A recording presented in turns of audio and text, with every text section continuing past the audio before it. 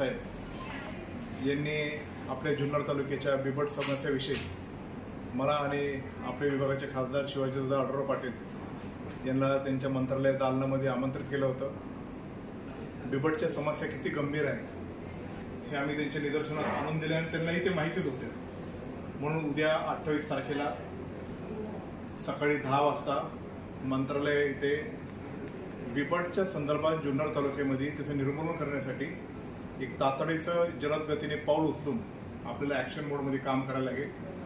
याच्याकरता forest विभागाचे सचिव असतील, MSCBचे सचिव असतील, पोलीस विभाग या सर्वांशी तिथे मीटिंग कॉल केलेली आहे. उद्या स्वतः मी असेल, आदरणीय शिवाजीदादा आढळराव पाटील असेल, उपमुख्यमंत्री अजितदादा पवारसाहेब यांच्यावर समज बैठक घेऊन आपल्या जुन्नर तालुक्याच्या समस्या बाबतीत निश्चित प्रकारे निवारण होईल.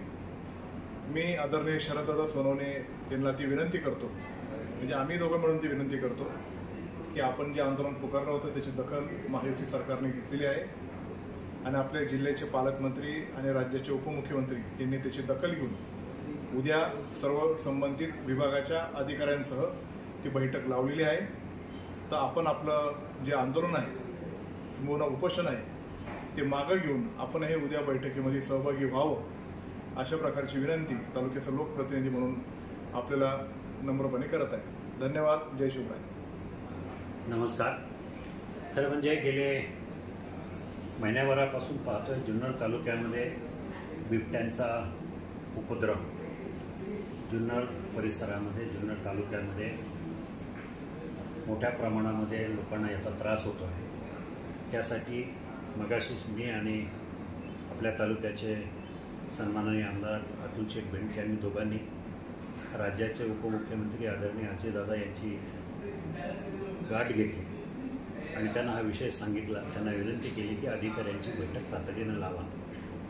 क्षणाचाही विलंब न लावता तातडीनं त्यांनी त्यांच्या कार्यालयात सूचना दिल्या की उद्या सकाळी 10 वाजता सर्व संबंधित अधिकारी, अगदी पुण्याचे कलेक्टरसुद्धा, SP आणि वन खात्याचे सगळे अधिकारी, MSCBचे सगळे अधिकारी, MSCBचे सचिव यासाठी की आपल्याला त्या परिसरामध्ये 4ही तालुक्यांमध्ये 3 फेस लाईट आणि दिवसा लाईट उपलब्ध राहावी कायम यासाठी चर्चा करण्यासाठी अधिकाऱ्यांना निमंत्रित केलेलं आहे.